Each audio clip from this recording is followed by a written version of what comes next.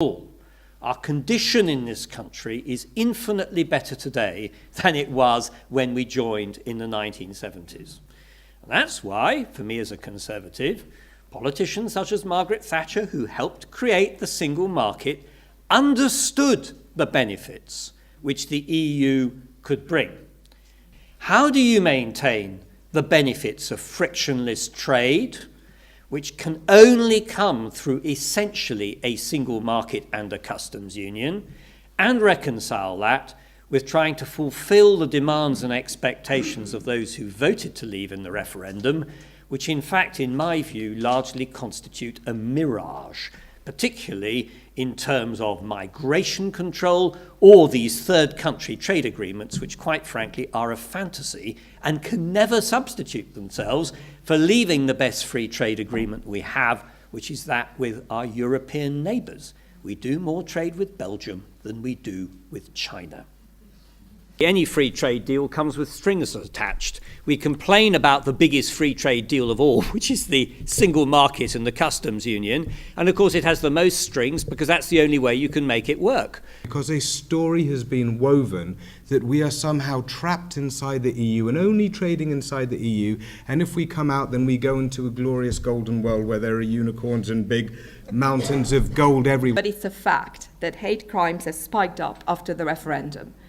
So I know we live, in a very safe area, but I would like you to think of what life can be like for people, particularly low-paid workers who live in strong leave areas or Polish communities who still have been, are still badly targeted.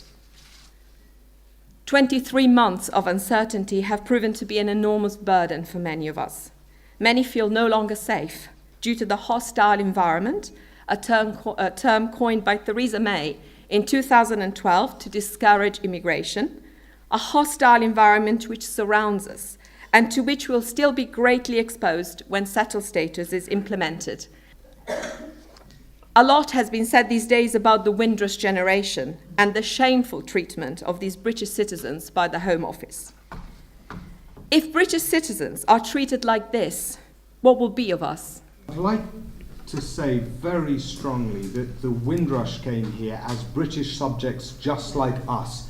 Other Europeans came here as EU citizens just like us, and there have been other immigrants that have come to our country feeling fully welcome, feeling fully enthusiastic for this country, giving love and getting love back and wanting to help us build our country. And we've let them down. It's our national shame, and we should be saying that now.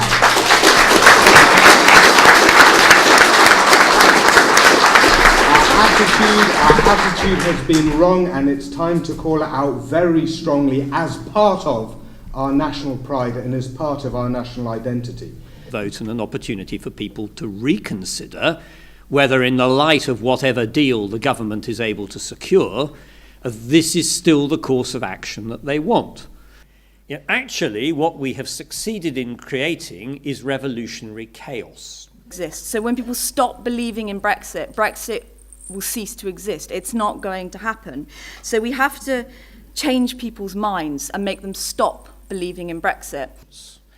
People are entitled to change their mind, and governments have a duty to respond to people's changes of mind.